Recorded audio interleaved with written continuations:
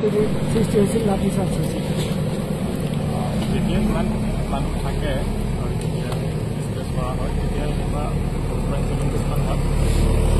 মই আপোনালোকক দুটামান ইনফৰমেশ্যন ইউটিলাইজ টোটেল এৰাউণ্ড 3,500 বিঘা মাটি আছে চলি আছে আৰু ইয়াতে কিছুমান 288 বিঘা পাট্টা মাটি আছে।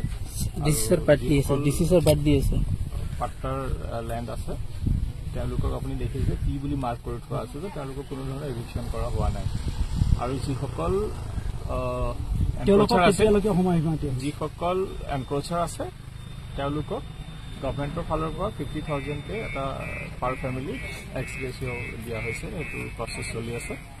ইনফেক্ট এতিয়ালৈকে আই থিংক 350 মান বেংকৰ চেক ইছ্যু কৰা হৈছে আৰু বাকীখিনি মানুহকো কোৱা হৈছে যে তেওঁলোকে কাপৰ চাৰ্কল অফিচত গৈ তেওঁলোকৰ যি ডকুমেণ্ট ছাবমিট কৰিলে তেওঁলোকে এই এককালীন সাহায্যটো পাব।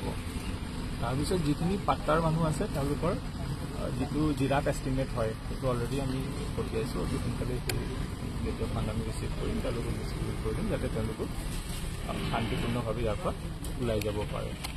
আৰু যিটো সৰু সুৰা ইনচিডেণ্টৰ আপোনালোকে কথা কৈছে সেইটো আই থিংক এখন এম্বুলেঞ্চ আহি পাওঁতে দেৰি হৈছিল। এগৰাকী লেডিৰ শাৰীৰিক অসুস্থতা হৈছিল যিহেতু ৰাস্তাটো বহুত সৰু আৰু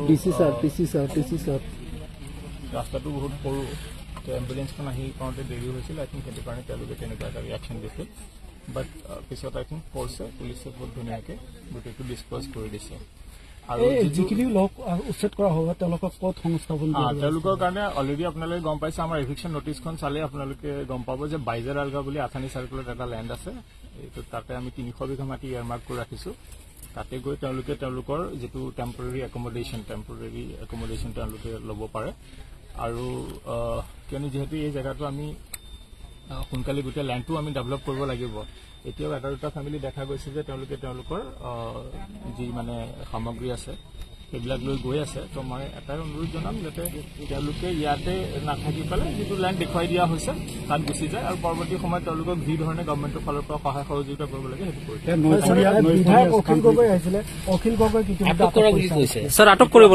পুলিচত সুধিলে বেছি ভালকে গম পাব। তেখেতে এতিয়া গুচি গৈছে। গোটেইখন নদীয়ে ন।